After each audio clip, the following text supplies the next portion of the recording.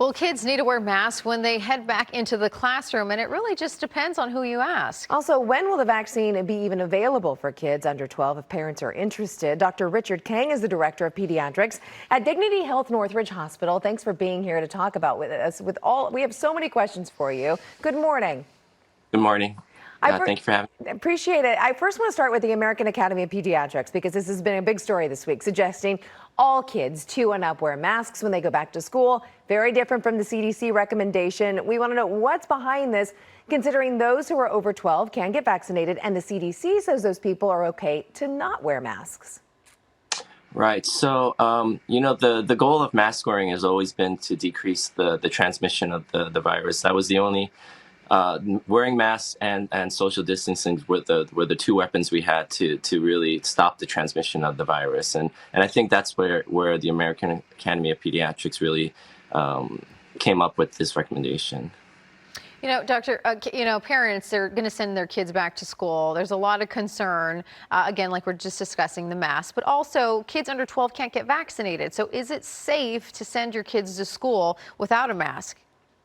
Well, I think that's what they were alluding to, is that the risk really does the benefit of in-school learning really outweighs the risk, because with mask wearing, whether you're vaccinated or not, and those under 12 obviously aren't vaccinated, it'll decrease the rate of transmission. So even if teachers are vaccinated, they still can contract the virus and transmit it to children. So I think that's where the AAP is coming up with this recommendation to really decrease the risk of transmission, and we really are harboring on the benefits of in-school learning. Mm-hmm. Yeah, we've seen that impact our kids so much over the past year. I'm curious to get your take on all these new studies that are coming out, because let's face it, we've had a year now to look at this and look at how kids are being impacted. And just earlier this month, that British study came out showing a majority, 99% of kids, who got COVID were fine, and that it was a lot of children with underlying conditions that ended up seeing the most severe circumstances. So how do you talk to parents when, the data like that is coming in?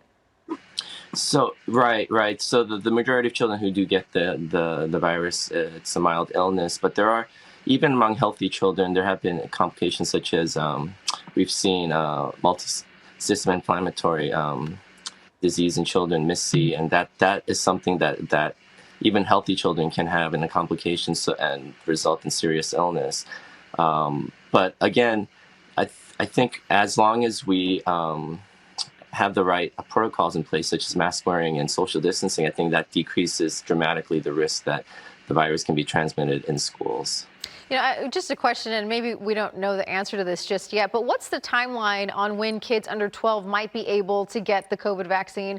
And then when would the schools be able to make it mandatory? Would that ever happen?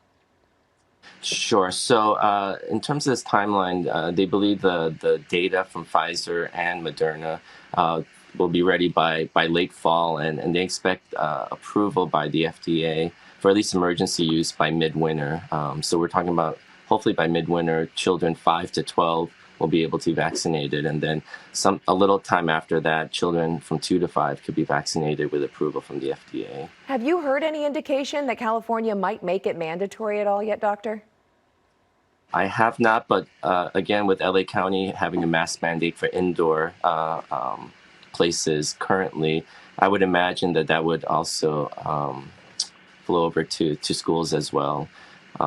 And I think with the cases rising and with the increased rate of the Delta variant, right now the Delta variant seems like it's over 80% of all cases that are positive right now. I would imagine once school starts, which is within the month, that there would be a mask mandate in schools as well. Mask, okay. All right. Well, thank you so much, Dr. King. We appreciate your time here this morning. Help us sort that all out, because it has been confusing. It really has. All right. Yeah. Well, we're going to switch gears a little bit here, too.